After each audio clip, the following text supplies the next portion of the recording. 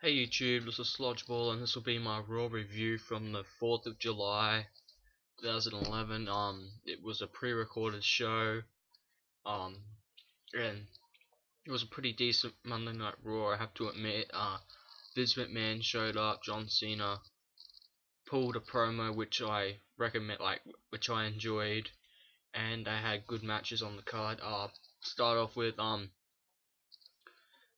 a triple threat match gets announced due to the fact that CM Punk is indefinitely suspended, so they have a triple threat match, number one contenders match.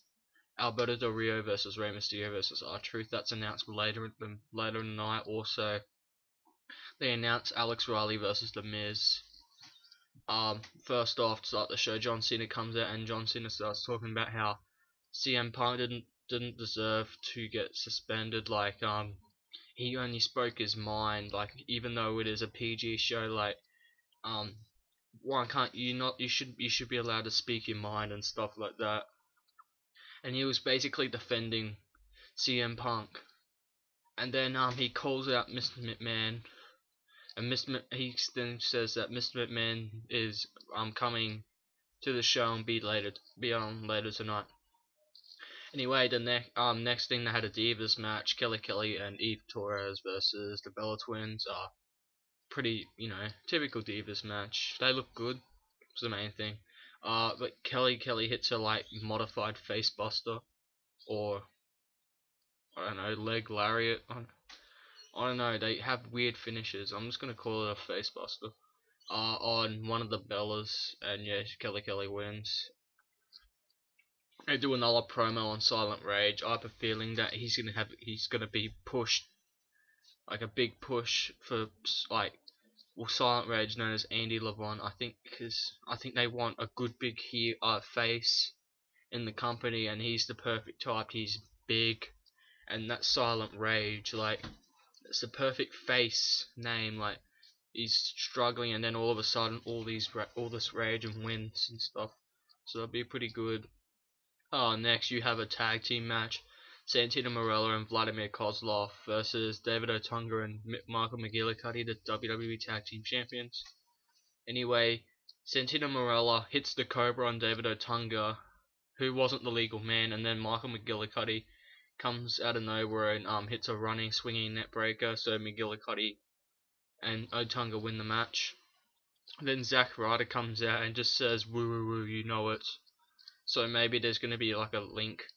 Maybe he's going for the tag team championships with someone. Yes, you don't know. Then Jack Swagger, Sergeant Slaughter, and Evan Bourne were backstage, and Jack Swagger challenged Sergeant Slaughter to a match.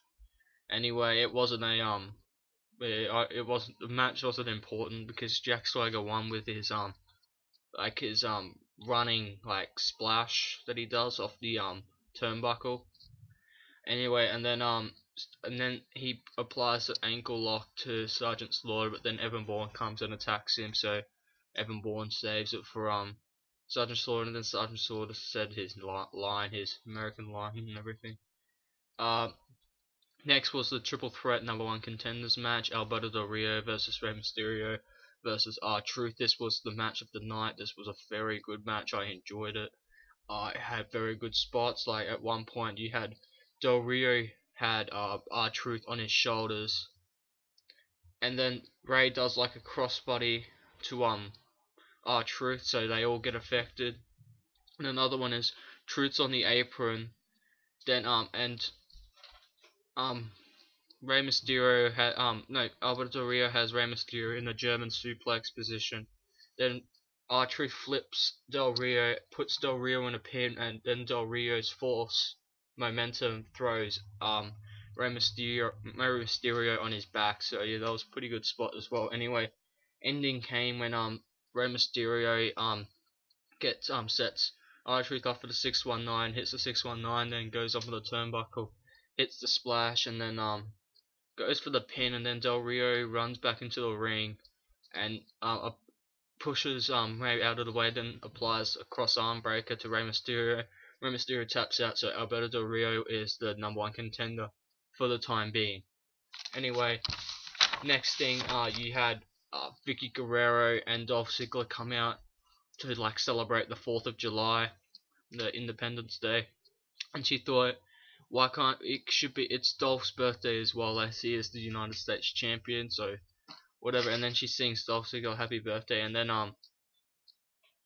Kofi Kingston comes out and pushes like starts getting frustrated with Dolph Ziggler, so he pushes Dolph Ziggler, and Vicky Guerrero gets like pushed, like Dolph Ziggler gets pushed into Vicky Guerrero, and Vicky Guerrero's ass hits the cake, and then Ziggler and Kingston brawl for like attack each other for a bit, and then Kofi Kingston kicks Dolph Ziggler, and this time Vicky Guerrero's on her, like she lands on the cake like on her front, like on her face and on her body. So yeah, and then Vicky Guerrero, they showed her walking out of the arena, walking out of the and like yeah, it was yeah, that was pretty funny.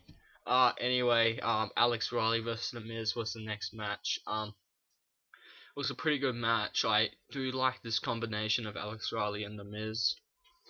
Anyway, the ending came when Miz goes for his like modified neck breaker, and then Alex Riley reverses it into a backslide on the Miz, and pimp 1 2 3 and gets the win. And then Miz furious after that, and then this attacks Riley like he was throwing them like across the announcers table. He was throwing them into the crowd, and it was rubbing his face on the steel steps and everything. So he wasn't very happy with Alex Riley. Anyway, this is the main event.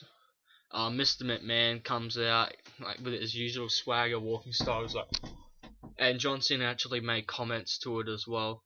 Anyway, then he talks about how the decision was fair that he made, like he wouldn't do that to, and he would do that to every other people. He said it wasn't a fact that he spoke badly about his family. It was about the fact that he just spoke wrongly, and he's just doing his job. And then John Cena comes out and talks about how Vince used to be a fighter, now he isn't. He's saying like CM Punk deserves the right to face me at Money in the Bank, like he earned it, and he was only speaking his mind.